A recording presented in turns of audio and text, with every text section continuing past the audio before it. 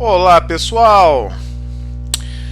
Hoje vamos dar uma olhada então nos principais conceitos da educação comunitária, da onde surgiu e como que se desenvolveram essas ideias fundamentais para entender a educação nos espaços não formais. Bom, consciente de que os processos de ensino-aprendizagem na antiguidade se davam por formas complexas da oralidade, uma das questões mais evidentes e mais claras que a história da trajetória humana nos aponta é que aquele que estava interessado em aprender buscava sempre um ensinador. Ou seja, quando a pessoa queria aprender a caçar, ela buscava um caçador mais experiente. Quando a pessoa queria plantar, buscava um horticultor mais experiente. E isso aconteceu e se deu de forma complexa em praticamente todas as sociedades humanas. Nos momentos de maior dificuldade dentro das comunidades, era sempre aquele que portava os conhecimentos, que tinha autoridade para ensinar, que era buscado por esse aprendente. E isso resultou numa série de desenvolvimentos cognitivos da sociedade humana, ficando registrado, é claro, aí na arte rupestre, na história antiga da humanidade, em que os, digamos, mais velhos, os mais sábios, os anciões, ensinavam então os mais jovens a arte de viver, a arte da vida, e isso tem uma influência diretamente associada ao nosso desenvolvimento cognitivo cerebral.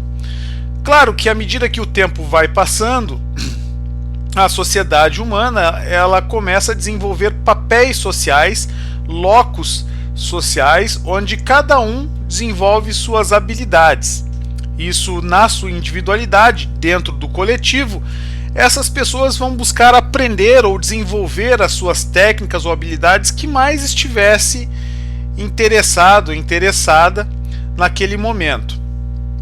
E isso reflete, digamos assim, na divisão social do trabalho, que é imposto, é uma construção social, que muito pouco temos mobilidade e articulação. Claro que dentro desse loco social, aquele que historicamente sempre teve mais sucesso não era o mais forte, mas sim aquele que tinha a melhor capacidade de adaptação às mudanças sociais, as mudanças no tempo, no clima, na periodicidade da caça, enfim.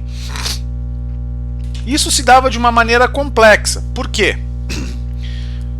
A necessidade de aprender, de aprendizagem dentro da comunidade era algo crucial para a sobrevivência não só da espécie quanto da prole. Então, a célula, digamos assim, familiar, entendia que aquele que buscava um certo aprendizado encontrava no seu instrutor o conhecimento necessário para replicar aquela cultura ou aquelas técnicas a fim de sobreviver futuramente. Isso se reflete muito claro na educação a nível mundial, onde nós vemos uma massiva e constante sabotagem do ensino público. Porque a educação, na verdade, ela é um projeto de emancipação. E como tal, ela transforma sujeitos em atores sociais, agentes sociais capazes de transformar o mundo. Essa é uma ferramenta muito importante. Hoje vemos que existem muito menos escolas, muito menos creches e escolas públicas capazes de fomentar um ensino de qualidade público gratuito. Por quê? Porque dentro desse aspecto do agir teleológico, entende-se, como Darcy Ribeiro falava, que o fracasso na educação em países colonizados ela é um projeto para que haja mão de obra barata, enfim, para atender aqueles que vão ser adestrados e educados para o sucesso. Esses são os limites entre o público e o privado, onde a escola privada vai fomentar empreendedores, uma educação capitalista voltada para a indústria, para o capital, e a escola pública que vai orientar esses estudantes, esses discentes, numa consciência moral e agir para questionar a realidade, para entender o seu loco social, a classe em que está inserido e a partir daí lutar por melhores condições de vida. Dentro desse escopo, nós temos um exemplo muito claro da Serra da Capivara, onde a própria arte rupestre, que é patrimônio da humanidade, ela foi então apropriada pelos ceramistas de entorno do Parque Nacional da Serra da Capivara, e eles produziram cerâmica para vender, para o turismo, para o mercado. Esse é o tipo de educação emancipadora que se busca, ou seja, uma compreensão do seu papel no mundo e a partir daí, fomentando emprego e renda, que essas pessoas consigam abraçar esse conjunto de informações como seu, como da sua ancestralidade, e a partir daí produzir algo que seja de alguma forma útil para o coletivo. Mas para isso é preciso que o indivíduo dentro do coletivo transcenda o seu ego, ou seja, que ele adote uma postura de pertencimento interessante para o coletivo e que seja um reflexo do seu trabalho, do seu esforço pelo todo. O que significa isso? Como agir diante do sujeito coletivo? Por inúmeras vezes nós vemos intelectuais da ciência, mestres, grandes profissionais, enfim, engenheiros, que vão dar uma palestra, que vão discursar, e eles só falam na história deles, na trajetória deles, nas angústias do ego dessas pessoas. Porque eu fiz tal projeto, porque eu fiz assim, porque é assim, porque porque eu tive essa experiência, blá. E isso é um problema, porque diante do sujeito coletivo, o eu perde espaço para o nós. E é neste nós, o nós coletivo, quem somos nós, que caracteriza uma comunidade, que é vinculado a ações conjuntas, perspectivas comuns, que tem um local de origem, um locus, e representa muito nitidamente o nosso lado sombra, quando nós nos concentramos no eu, na nossa trajetória, e esquecemos de olhar com alteridade ao outro. Francisco Martins nos revela que essa educação social e comunitária, antes de mais nada, ela é um esboço inicial das primeiras formulações desse projeto, dessa noção, dessa cosmovisão do indivíduo na sociedade. Claro que é um desafio militante. Por quê? Porque nós vemos que as diferenças sociais, as disputas por espaços de fala, as disputas pelo papel da fala, pelo espaço da fala, ela passa muito pelo poder de capital, de aquisitivo. E na educação social, esse patrimônio simbólico está voltado para os saberes. Então nós temos uma disputa entre os saberes e entre o capital. Os saberes tradicionais, eles foram apropriados na educação formal, digamos assim, dentro do que nós chamamos, no final do século XIX, Auguste Comte inaugura o positivismo, trazendo a educação formal como ordem e progresso. O que seria isso? Nós temos informação básica, informação crua, sendo repassada aos estudantes. Mas isso é poder? Isso é capacidade de transformação? Vejamos hoje o exemplo da revolução tecnológica, nesse período que nós vivemos chamado de pós-verdade, onde constantemente nós somos inundados por muitas e muitas informações via internet, nós somos naufragados, digamos assim, na web, e as angústias continuaram. Aumentaram-se os níveis de ansiedade, de angústia, aumentaram-se os níveis de depressão. Por quê? Porque nem sempre informação significa sabedoria. Nós não temos muita sabedoria para lidar com tamanho acesso ao conhecimento. Esse acesso à escola democratizado, segundo Clempátaro, ele vai nos mostrar que esses alunos e essas alunas, elas conseguem aprender, eles se colocam na posição de aprendente justamente porque buscam essa sabedoria para sair de sua angústia. Então, essa autoridade do professor enquanto educador está na transposição das barreiras, das fronteiras entre informação, conhecimento e sabedoria. Porque a pessoa pode conhecer muito, pode ter muita informação, mas pode ser uma pessoa estressada, pode ser uma pessoa complicada de se lidar, um ser humano péssimo. Por isso é necessário que se conheça a conexão entre conhecimento e saber, sabedoria. E esse é o papel do professor, trazer a sabedoria, digerir o conhecimento até o aprendente. Outro aspecto importante observar que historicamente o papel da pedagogia no magistério era concentrado com muita legitimidade nas mulheres, porque elas vistas pela sociedade como aptas a ensinar por causa do derivado dos seus papéis de mãe, de ensinantes do lar. Essa visão hoje já se encontra bem ultrapassada, mas o que representa isso? Que a capacidade de ensinar está muito associada à paciência e à percepção daquele que quer aprender, daquele que quer obter conhecimento. E essa manifestação da criatividade na sala de aula, ela sempre foi um espaço para criar? Nem sempre. Nem sempre a escola foi um espaço para criar. Nem sempre a sala de aula foi comunitária, foi uma comunidade. Por quê? Porque aquele estudante que se sobressaía nas suas informações, aquele estudante que se sobressaía no seu saber, nós vemos vários exemplos aí, como Einstein, como outros intelectuais que foram banidos das escolas porque não tinham capacidades, digamos assim, para acompanhar os colegas. E essas crianças, no passado, no final do século XIX, elas sofriam com a palmatória, ajoelhavam no milho, sofriam uma série de castigos, de humilhações.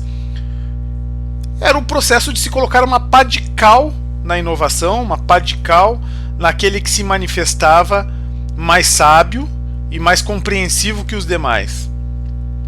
Por isso que a pedagogia da alternância, criada por Abbé Granerot, na França, tem tanta importância nesse processo pedagógico, porque ela considera o tempo formação familiar e o tempo formação escolar, que são tempos de alternância, onde a criança pode aplicar e o adolescente pode aplicar aquele conhecimento da escola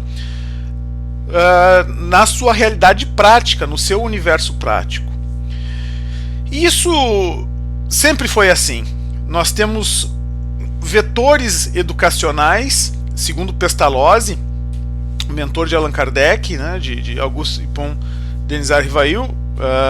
Nós temos o criador do livro didático, Pestalozzi. Ele nos informa o seguinte, que o conhecimento que é imposto através de uma cartilha, de um livro didático, nem sempre ele vai ser absorvido pelo coletivo. Muitas vezes é necessário que haja um facilitador.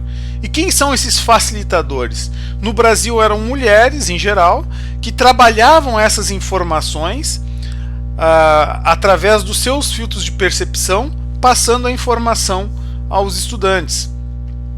Mas logo se tornou evidente que essa questão disciplinar, a disciplina da sala de aula, os cadernos de chamada, a presença na sala de aula era um motivo avaliativo, era um mote avaliativo.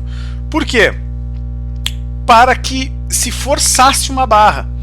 E essa barra forçada, ela era vista na avaliação. E essa avaliação, ela tinha como objetivo criar espaços de competitividade, destruindo ali todos os elos comunitários que uma sala de aula poderia eventualmente ter. Então, veja bem, no momento que eu crio situações de competição, aquele que se sai melhor na prova, aquele que participa mais, aquele que acerta maior número de questões, eu estou criando um paradigma de avaliação que não é equitativo. Ou seja, eu estou criando critérios de avaliação para avaliar todos iguais. E nós sabemos a diversidade étnica e cultural do nosso país. Como que podemos avaliar todos de uma mesma maneira, se nós temos em uma mesma sala de aula, às vezes, as mais variadas manifestações étnicas e culturais? E isso a escola pública entendeu e aprendeu ao longo do tempo no Brasil. O problema é que nós tivemos aí uma invasão, digamos assim, do empreendedorismo, das linhas de fomento da educação do capital, da educação rural, que queriam justamente fomentar essa competitividade e não a coletividade. Por quê? Porque queriam formar chefes, queriam formar líderes, queriam formar pessoas que iriam ser os chefes principalmente na escola particular, daqueles que estudavam na escola pública, que sempre foi sabotada pelo Estado, porque é ali que se forma, então, se formaria a mão de obra barata e abundante para fazer o exército de reserva que é tão comum no Brasil. Basta avaliar as empresas hoje, a grande ditadura bancária empresarial, que fala, olha, se tu não está satisfeito, se tu não quer, só cai fora que tem outro, vou colocar outro no teu lugar. Por quê? Porque a escola pública precarizada e a precarização do trabalho garante uma mão de obra de reserva, fazendo com que estes competidores que estudaram em escolas privadas se tornassem chefes inescrupulosos, digamos assim. O papel, então, do cidadão educador na comunidade tem uma postura diferente, tem uma concepção diferente. Ela está mais envolvida com entender que o cartesiano já não é mais interessante, que os filósofos, né, eles não sobrepujaram, por mais interessantes que eles tenham sido, o pentecostalismo invade as igrejas, as escolas católicas caríssimas invadem os espaços sociais, o celular é uma realidade, a informática é uma realidade, e o professor hoje, na atualidade, tem que ser, digamos assim, uma ferramenta contra o narcisismo exacerbado que nós vemos nas mídias sociais. E como que fazemos isso? Através de oficinas culturais para que se conheçam, então, as identidades plurais do Brasil. Essa foto é muito marcante, muito interessante. Uma moça, então, encontra ali uma revista de história falando sobre a América Latina, e a outra mostrando os livros didáticos, estudando as revistas, de que essa história latino-americana não se encontra nos livros didáticos. Isso foi muito comum na década de 90 e nos idos dos anos 2000, onde nós não temos a presença latino-americana nos livros didáticos. E os professores então se desdobraram das mais diversas maneiras para levar um conhecimento prático a esses estudantes. Um exemplo clássico da educação não formal era quando este coletivo ia até os prédios históricos e conseguia observar ali, por exemplo, uma escariola escondida atrás da tinta acrílica. E o professor manifestando toda a informação para ele: olha, essa escariola, apesar de apresentar uma simbologia nas casas, na casa grande, na casa de rico, quem faziam essas escariolas eram artesãos cativos, artesãos escravizados, que tiveram que, através da arte, se emancipar para receber menos castigos. Então, uma série de informações, elas provêm desse contato. O Brasil tem uma longa tradição de políticas públicas para fomentar uma educação de qualidade, mas, por exemplo, nós temos o INEP aponta uma grande desigualdade existente entre zonas rurais e zonas urbanas, entre os conglomerados sociais. Nós temos agora já diretrizes operacionais de escolas do campo. Nós temos um Programa Nacional de Educação na Reforma Agrária, o PRONERA, e o Programa Nacional de Educação do Campo, o PRONACAMPO.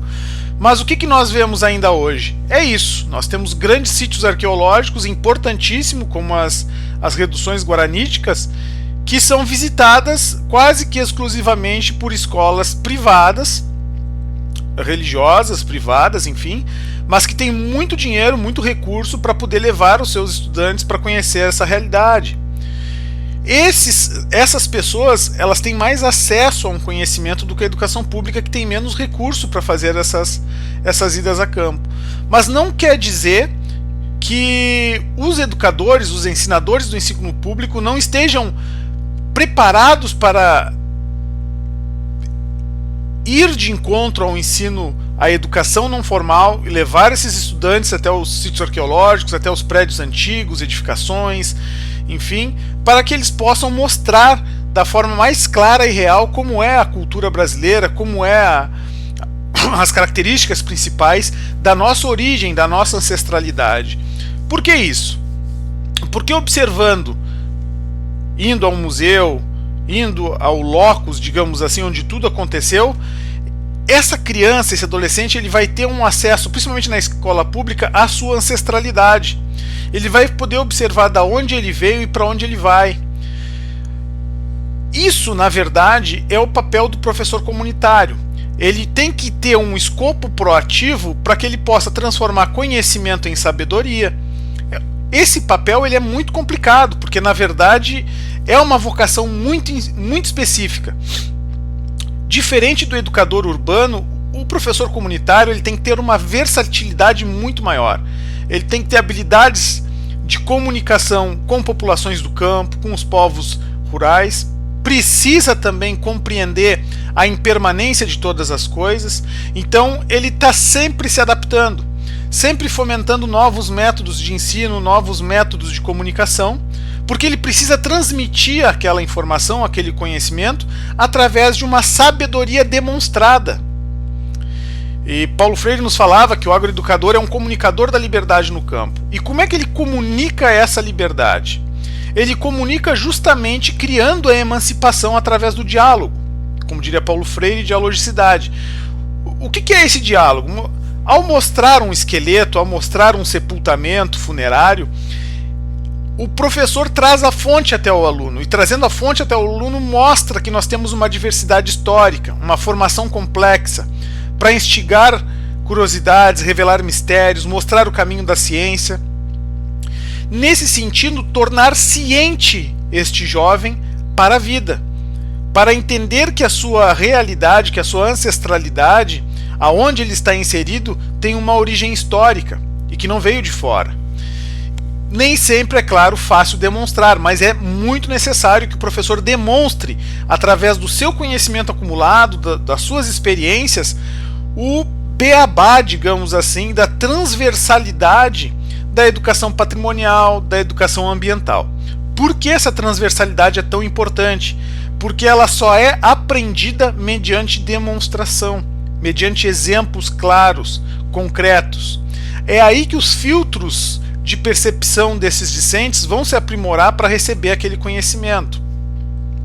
Essa manifestação do saber, ela só é possível dentro desses espaços, que não é a sala de aula, que são espaços de liberdade, onde, por exemplo, esses estudantes estão visitando o Sambaqui Quaraguaçu. Nesse Sambaqui eles vão ter acesso ao que comiam seus ancestrais, como viviam seus antepassados, ou seja, conectando o que eles são hoje à sua realidade pretérita. Por quê? Porque estão no mesmo lugar, são herdeiros e antepassados daquelas pessoas que viveram naquele espaço. E essa reapropriação, essa ressignificação passa também pelos espaços acadêmicos, onde muitos dos nossos discentes precisam compreender a importância do seu espaço, do seu papel, enquanto educador. Isso, é claro, na verdade mobiliza uma energia muito grande. Por quê? Porque entrando em contato com a casa grande, por exemplo, esse estudante ele vai se questionar, nossa, mas como era a desigualdade na época? Olha só, percebam o quanto foi descabida e cruel a política escravocrata. Olha quantas pessoas matou, olha quanta dor promoveu. E eles conseguem perceber isso através da visita, a espulha, o saque. Às vezes eles conseguem perceber coisas interessantíssimas para o seu próprio aprendizado. E isso revela que o processo educativo ele precisa estar dentro de um escopo em que estes estudantes vão ter acesso a esse conhecimento, mas tendo por base um questionamento do seu locus social. Como Theodor Adorno dizia, essa forma de percepção ela só muda através da autoidentificação. Quando, por exemplo, no seu livro A Indústria Cultural, ele diz que, por exemplo, o capital ele se apropriou dos tempos de lazer para fazer propaganda, por exemplo, né? Nos filmes, enfim, nas séries. Quando esse estudante ele entende o lazer, o seu tempo de lazer ou de ócio, olhando para um ensinador que está lhe dando prazer, matando a sua curiosidade de saber, ou seja, esse paradigma materialista muda, e aí o estudante consegue olhar o professor como aquele que soluciona mistérios, como aquele que traz um saber importante e útil para a sua vida. Aqui a menina está olhando ali uma lâmina de machado, que na verdade é uma almofariz para moer sementes, E na parede tem vários artefatos arqueológicos, um zoólito, pingentes, contas de colar, fragmentos de cerâmica, e ela está se percebendo naquela lâmina de machado porque faz parte do seu antepassado indígena. Ou seja, é uma cultura material antecessora e que está no mesmo lugar que ela está. Então essa conectividade, que na verdade é um processo cognitivo do humano, vai fazer com que ela entenda que ela também é herdeira dessa ancestralidade indígena, assim como negra, africana, assim como europeia. Ela é o melting pot, o caldeirão da formação cultural de todas essas culturas juntas. É isso que traz um sentido de comunidade. Por isso que essa educação do novo milênio ela é tão importante. Nesse sentido, esses problemas educacional brasileiro, principalmente a precarização da educação brasileira, ela passa por um processo.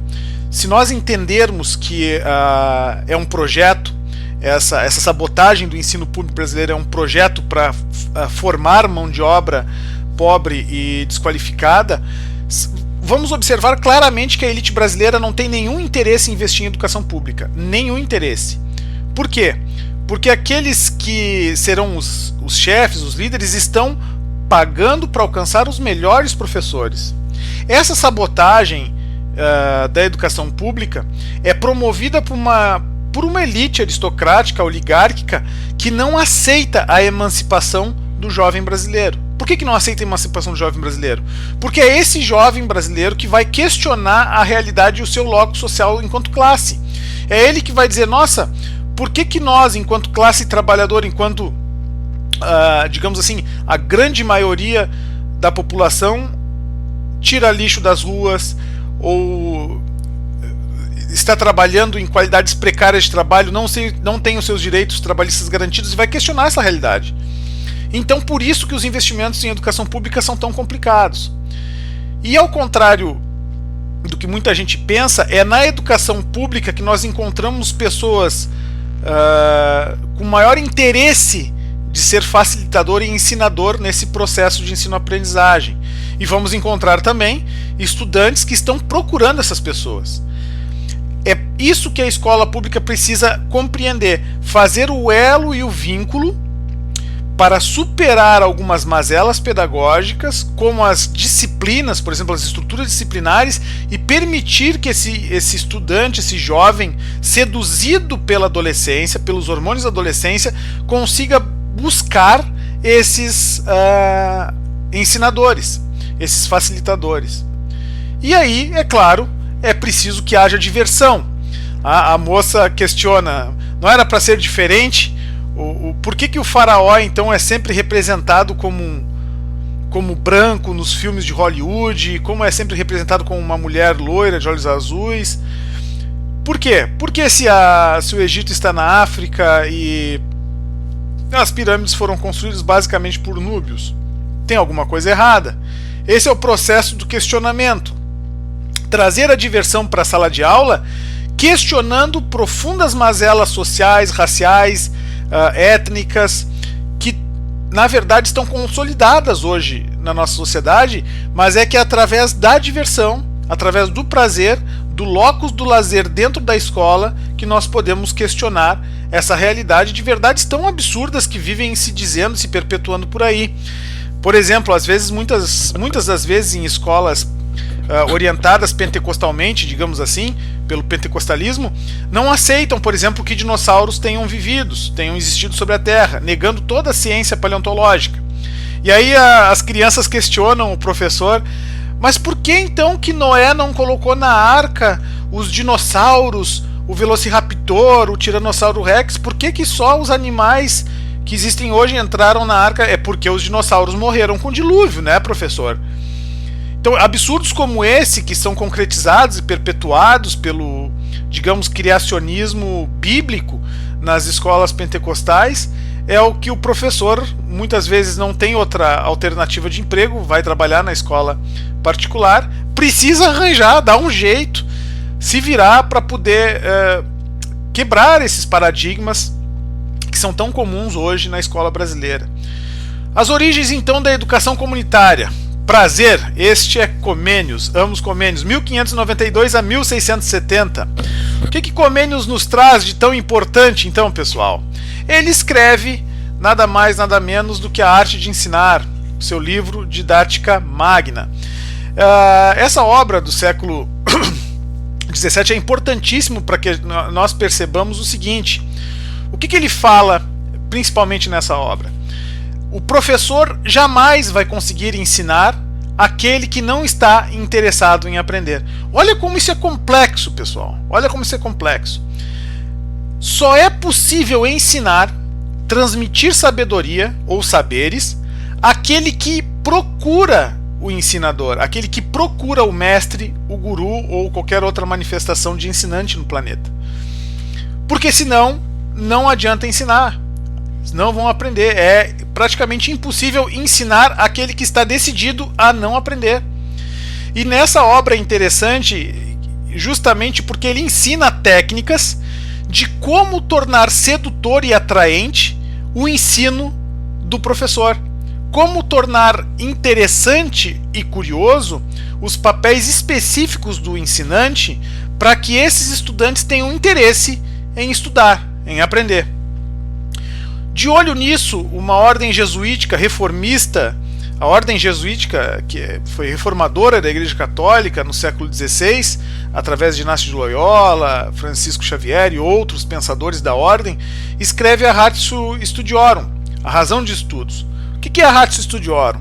A Ratio Studiorum nada mais é do que o primeiro tratado pedagógico que traz a disciplina da sala de aula, a disciplina da classe, dos estudos, para o âmbito escolar, digamos assim, ou é a origem do espaço formal.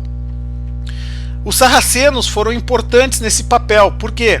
Porque essas pedagogias orientais, esses métodos de ensino orientais, que são verdadeiras pedagogias da transcendência, elas informam o seguinte: todo mestre espiritual, todo guru, todo aquele que está de posse de um saber devido à sua experiência, os seus traumas, o seu vivido, ele está apto a receber esse coletivo angustiado, insatisfeito, que quer aprender, que quer melhorar, enfim. Nós vemos nessa foto aqui um indivíduo que não está na posição de aprendente, digamos assim, está angustiado. Temos outro aqui no canto, muito comum nas nossas salas de aula dos professores, o buchicho, a conversa do fundão. Quem é o professor que nunca se pegou num ataque de raiva com os estudantes do fundão que não estão interessados em aprender? E estes da frente ali, os que estão mais atentos, digamos assim, à sabedoria. E é isso o que a Ratio Studiorum e Comênios nos trazem. Nem sempre todos aqueles que nos chegam estão abertos ao aprendizado. Isso é muito importante observar, porque essa pedagogia foi trazida pelo Brasil pelos jesuítas, pela Companhia de Jesus no século XVI. Então, Manuel da Nóbrega, Antônio Vieira, o padre, esse da foto, José de Anchieta, nos apontam que nem sempre a educação ela foi utilizada como instrumento de aperfeiçoamento do ser humano, de formação da integridade da pessoa humana. Nem sempre. A educação muitas vezes foi utilizada para a escravidão de povos no mundo inteiro. No caso do Brasil, a catequese entre os indígenas, a conquista espiritual desses indígenas, ou seja, a catequese transformava a sua cultura originária numa cultura lusa, para que eles servissem de mão de obra para os colonos portugueses nas colônias. Aqui um exemplo bem claro como as coisas mudam lentamente na educação brasileira. Esse é um liceu paulista. Olha como são as cadeiras, as disciplinas e a lousa, o quadro negro. Olha como é hoje, 100 anos depois, a mesma estrutura. Ou seja, a pedagogia da nuca, nós conhecemos bem, os pedagogos conhecem bem essa expressão, a pedagogia da nuca, onde um estudante se entra um atrás do outro, justamente para fomentar ali a competição, as estruturas de primeiro, segundo, terceiro, dentro dessa educação do capital. Mas pouco mudou em 100 anos. Então, como que seria a educação comunitária hoje? Claro, na Europa, nos países da Inglaterra, nos países da França, enfim, educação comunitária, ela vem, esse é é medieval praticamente, essa universidade é medieval, mas a educação comunitária ela se faz assim, com o chill out, né, o relaxamento, as pessoas que estão ali conversando e debatendo conhecimento em espaço público dentro do campus, tá? Dentro do campus universitário. E no Brasil, como é que se formam as escolas comunitárias? Temos uma diferença muito drástica das realidades onde, digamos assim, nós temos aquele jovem, aquele adolescente que está no apartamento, isolado no condomínio, e temos aquele jovem que está na rua, que brinca, que socializa com a vizinhança. É mais ou menos por aí que vai o raciocínio da educação comunitária, aprender com o coletivo. A musicalidade, as danças, os rituais, as pagelanças, os xamanismos, a nossa ancestralidade. Essa é uma roda de capoeira feita numa escola agrícola, numa escola familiar, escola família agrícola, numa EFA no Espírito Santo, onde todos temos dentro da roda a oportunidade de aprender, de tocar, de trazer instrumentos. Nós temos aqui acessibilidade, um senhor que pode assistir a aula de capoeira numa cadeira de rodas. Nós temos um grande acesso da comunidade dentro dessas atividades, e é nesses espaços de sociabilização em que questões graves, questões importantíssimas são colocadas para esse coletivo, e através de instrumentalização eles vão refletir sobre o seu loco social, sobre a sua condição social, e ali aprender o beabá, ou se alfabetizar, ou ter acesso aos autores mais importantes da filosofia e ter acesso então à instrução. Mas é necessário que haja um interesse de ambas as partes, não só do fomento da iniciativa pública, quanto também das pessoas em buscar essa instrução, esse aprendizado. O Estado tem uma série de elementos, de situações que auxiliam nesse processo, mas nem sempre essa educação ela chega até a periferia. Ou se chega, ela chega de uma forma deformada, no sentido de vender produtos ou transformar esses estudantes em novos consumidores do capital, mas não trazem questões importantes para eles, no sentido de entender a sua ancestralidade cultural, entender a sua espiritualidade, a sua relação com o cosmos, o seu papel social e, como diria Habermas, moral do agir no público, como que eles podem retomar as escolas abandonadas pelo Estado para gerar matrículas, ir até o promotor e construir escolas, independente do que a propaganda, a televisão diga, ou seja, estar ciente dos seus direitos e da sua formação. É para isso que o Estado, então, protagoniza a educação escolar indígena e a educação escolar do campo, a educação escolar quilombola, para que haja professores bilíngues, para que essas pessoas tenham acesso à alfabetização na sua língua, na sua cultura, com os aportes da sua espiritualidade. O terceiro setor, as ONGs, são importantes pelo seguinte: é um perfil não apenas para captar recursos, tá? Porque a maioria das pessoas entendem ONGs como captação de recursos financeiros, mas as ONGs são organizações comunitárias, não governamentais. É uma organização importantíssima para que se possa entender o coletivo, instrumentalizar esse coletivo e levá-lo até o cartório para oficializá-lo, e a partir daí lutar por editais públicos e ter acesso, digamos assim, a políticas públicas. Então esse tipo de instrução, esse tipo de noção nós veremos nas próximas aulas, e vamos falar mais sobre ONGs e educação. Mas eu agradeço até aqui a companhia de todos vocês, muito obrigado.